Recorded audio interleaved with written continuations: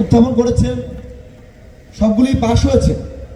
কিন্তু যেগুলো সবচেয়ে গুরুত্বপূর্ণ, একটা সরকার প্রধানকে জবাবদিহিতামূলকের মধ্যে নিয়ে আসার জন্য যেই অধ্যাদেশগুলোর প্রয়োজন ছিল, বিশেষ করে বিচার বিভাগকে স্বাধীন করা, বিএনপির ৩১ দফায় তারা উল্লেখ করেছিলেন তারা বিচার বিভাগ স্বাধীন চায়।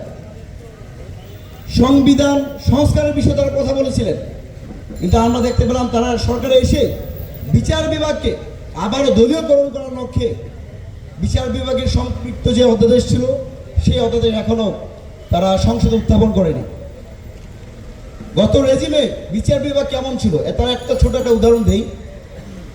2022 সালের 7ই অক্টোবর বুয়েটের মেধাবী শিক্ষার্থী শহীদ আবরার ফাহাদের স্মরণে আমরা ঢাকা বিশ্ববিদ্যালয়ের রাজু ভাস্কর্যে একটি স্মরণ সভা আয়োজন করেছিলাম।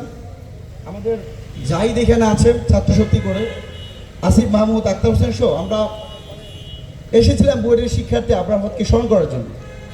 রাজু ভাস্কর্যে আসার সাথে সাথেই ছাত্রলীগের সন্ত্রাসীরা আমাদের উপর হামলা করলো।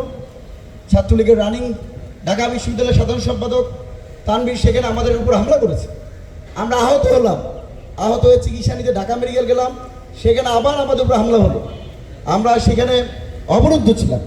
পরবর্তীতে পুলিশ আসলো, ছাত্রলীগ আমাদের 30 জনকে, ছাত্রলীগের সহযোগিতায় পুলিশ আমাদের 30 জনকে গ্রেপ্তার করলো, থানায় মামলা হলো। সেখানে মামলা দিয়েছে এই যে আমরা নাকি ছাত্রলীগে হামলা করেছি, আমরা ছাত্রলীগে হামলা করে কয়েকজনকে আহত করেছি, এবং সবচেয়ে মজার বিষয় এই মারামারির সময় আমরা ছাত্রলীগের পকেট থেকে 30 জন মিলে 12,500 টাকা চুরি করেছি। এই মামলা এজাহার হলো, বিচারকের কাছে গেল, বিচারক শুনলেন, শোনার সাথে সাথে আমাদেরকে 2 দিনের রিমান্ড দিলেন এবং 60 দিন জেল খাটতে হয়েছে। এই যে বিচার বিভাগ সরকারিকরণ করা, দলীয়করণ করা, দলের একটা চাটুকারিতায় রূপান্তর করার মধ্য দিয়ে বিচারের নামে অবিচার আমরা বাংলাদেশে দেখতে পেয়েছি।